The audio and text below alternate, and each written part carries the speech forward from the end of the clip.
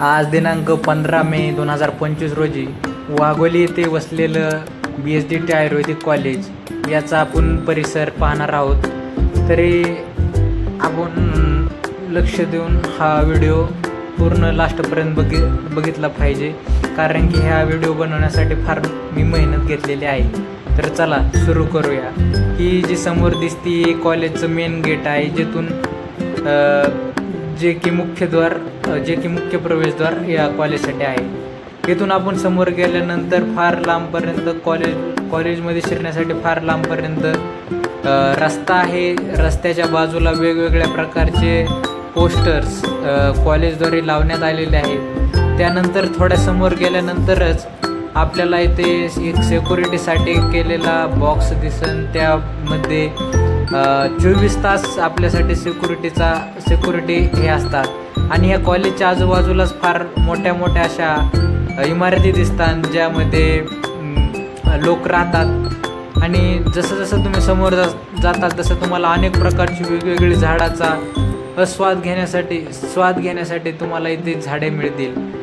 आता जे आपण बघितले ते सर देशमुख महाराज इथं ज्यांनी या ट्रस्टची स्थापना केलेली आहे. त्यानंतर इथे अनेक प्रकारचे वेगवेगळ्या आयुर्वेदिक प्लांटचे पेसीस इथे लावलेले आहेत. हा रस्ता म्हणजे जवळपास 1.5 किलोमीटर कॉलेजपासून 1.5 किलोमीटर हा रस्ता आहे.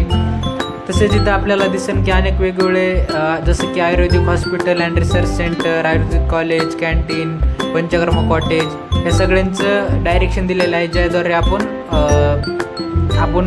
पुढे जाऊ शकता. आपल्याला कळेल की कोणत्या बाजूला काय आहे. त्यानंतरच या सर्वात पहिल्यांदा तुम्हाला आत शिरल्यानंतर अथर्व फार्मसी ही फार्मसी तुम्हाला लागेल, जिथे अनेक वेगवेगळ्या प्रकारचे आयुर्वेदिक औषध बनवले जातात आणि त्याचं प्रोडक्शन आणि मॅन्युफॅक्चरिंग करून त्यांना विकले जातात. त्यानंतरच जसं आपण समोर जाईल तसं आपल्याला मठ, समाधी या गोष्टी अनुभवायला मिळतील. तर समाधी ही सर देशमुख महाराज म्हणजे जे सध्या या जगात नाही आहेत, ज्यांनी या ट्रस्टची स्थापना केली, त्यांची समाधी मिळेल. तसेच त्यांचे जे गुरु आहेत त्यांची समाधी तुम्हाला पाहायला मिळेल. इथं तुम्ही जर लक्ष देऊन बघितलं तर तुम्हाला एक छान असा मोर दिसेल, ज्याचा पिसारा त्याने लांब असा पसरलेला आहे. त्यापुढेच तुम्ही जसं जसं समाधीकडे जाता तुम्हाला असे वेगवेगळ्या प्रकारची झाडे, हिरवेगार झाडे दिसायला भेटतात.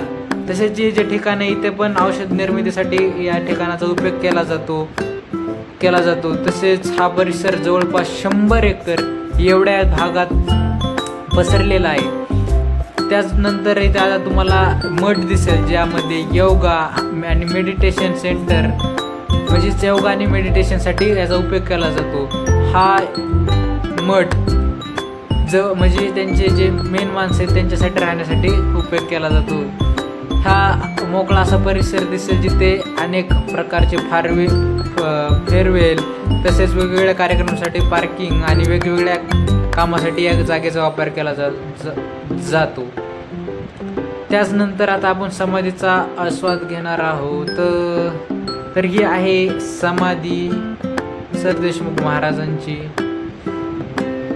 इथेच समोर गेल्यानंतर इथे तुम्हाला दिसेल की हे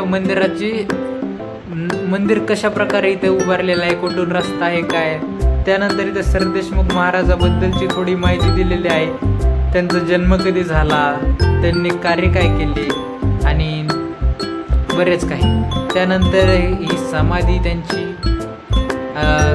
हे जे इथे या कॉलेजमध्ये अनेक प्रकारचे फॉरेनर सुद्धा येतात, त्यामुळे ते इंग्लिशमध्ये सुद्धा लावलेलं आहे. आणि जर तुम्हाला या कॉलेजचं वैशिष्ट्य सांगायचं झालं तर इथे अनेक प्रकारचे वेगवेगळे आणि सुंदर असे झाडे इथे लावलेले आहेत. हा अथंग असा कॉलेजचा परिसर पाहण्यासाठी खरंच मनोरंजक आहे.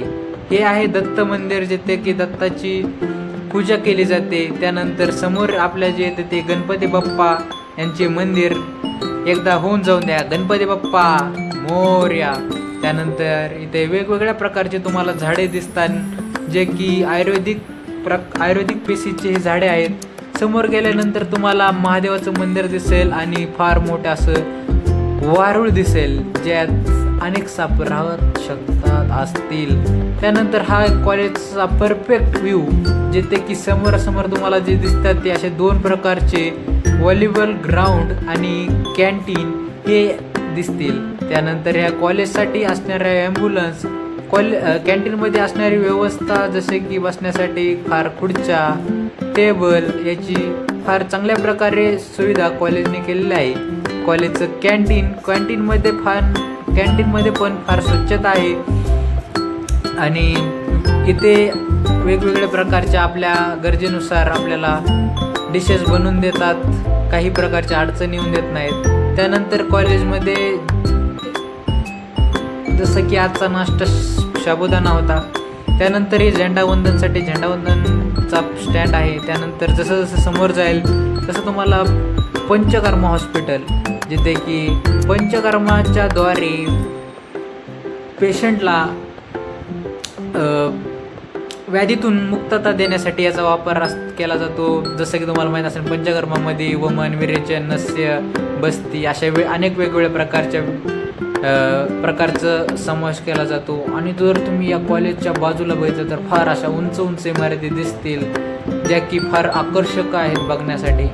हे पंचकर्मा हॉस्पिटल आहे आणि या हॉस्पिटलच्या समोरच तुम्ही बघितलं तर एक असं फार असं सुंदर छान गार्डन आहे, जिथे की बसण्यासाठी एकदम मनोरंजक अशी जागा आहे. जसं जसं तुम्ही आत जाताल तसे एकदम स्वच्छता आणि वेगवेगळ्या प्रकारचे झाडे लावलेले तुम्हाला दिसतील. तसेच बसण्यासाठी सावली केलेली ते पण आहे. हे पंचकर्मा हॉस्पिटलचे नंबर, त्यांना ट्रस्टी कोण आहेत, हे सगळ्या गोष्टींची माहिती इथे दिलेली आहेत. आणि जवळच तुम्ही आत गेला तर तुम्हाला दिसेल की इथं कॅन्सर हॉस्पिटल आहे, जिथे की कॅन्सर पेशंट यांचं आणि हात दिसलेला मी डॉक्टर हरिओम. त्यानंतर या आयुर्वेदिक कॉलेज, यामध्ये फर्स्ट इयर ते 3rd इयर 4th इयर हे सर्व विषयांचा अभ्यास शिकवला जातो. हे आहेत संत महाराजांची समाधी.